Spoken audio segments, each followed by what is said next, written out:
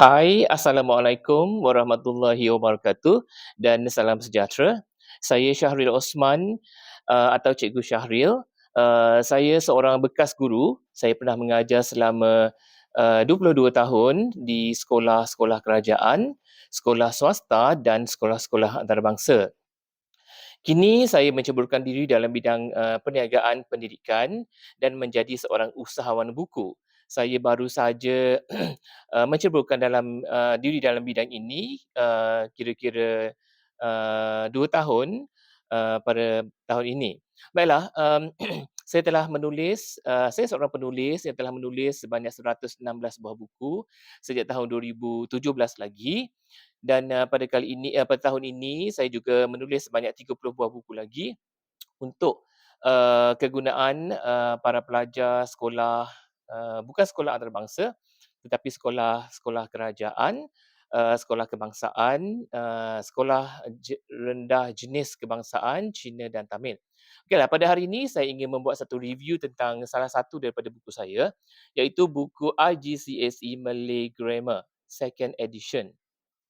Buku ini merupakan edisi yang kedua yang saya tulis, dan edisi pertama telah pun tamat tempoh selama 3 tahun yang lepas, sebab dalam IGCSE ini untuk semua subjek buku yang valid ataupun boleh digunakan hanyalah untuk 3 tahun sahaja, dan selepas 3 tahun semua format peperiksaan silibus diubah setiap 3 tahun.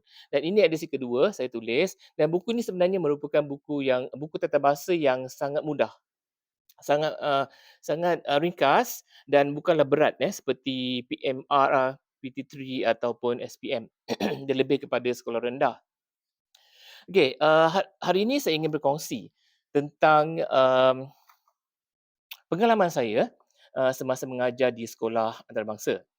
Okey, semasa saya mengajar di sekolah antarabangsa, kebanyakan para pelajar sekolah-sekolah tersebut suka bertutur dalam bahasa Inggeris di kelas bahasa Melayu.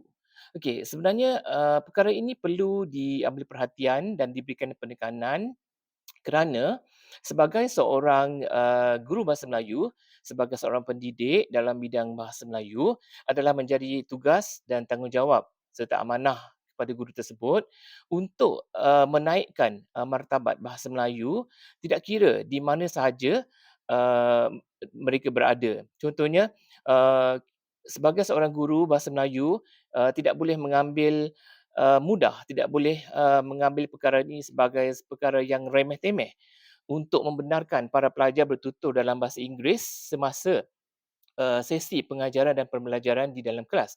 Okey, apa yang saya pernah alami, saya lalui, ini sedikit sebanyak perkongsian pengalaman yang saya lalui sendiri.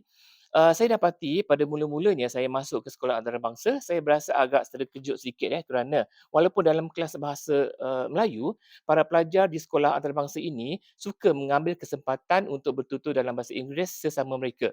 Kadang-kadang bagi kelas-kelas yang kelas tahun 7 juga.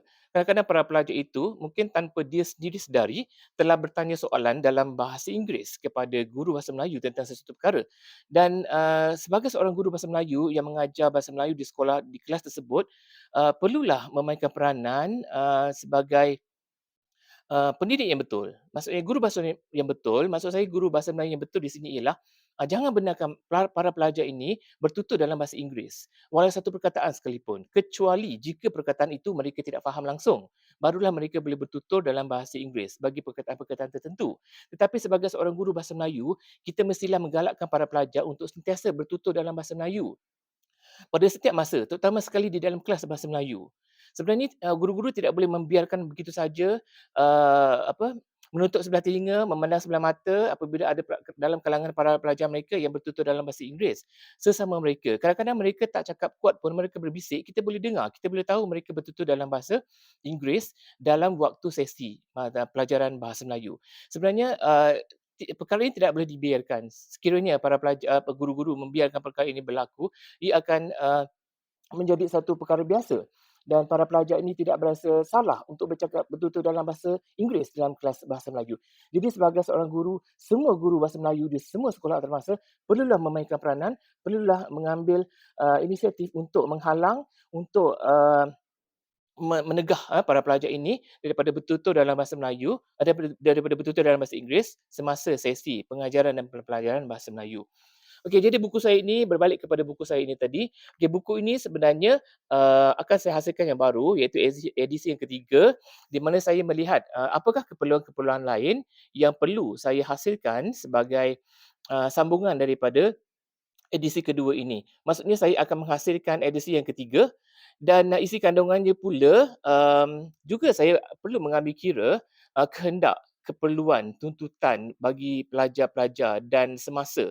Maksudnya buku ini akan ditambah nilai dari segi isi kandungan pelajaran, idea-idea, gagasan fikiran yang boleh menyampaikan sistem-sistem yang betul dan tepat dalam bahasa Melayu supaya para pelajar ini dapat menggunakan bahasa Melayu, belajar bahasa Melayu dengan cara yang betul tetapi dengan bahan-bahan pembelajaran yang mesra pelajar ataupun mudah untuk dipelajari dan mereka pastinya akan berasa seronok mempelajari perkara yang mudah dan sedikit-sedikit daripada situ kita akan bawa pelajar ini mempelajari tahap tata bahasa yang lebih sukar secara berperingkat-peringkat. Okey, semoga buku ini dapat memberikan manfaat kepada para pelajar dan insya-Allah untuk edisi ketiga saya akan menuliskan edisi ketiga yang baru apabila tamat tempoh selepas tahun 2023.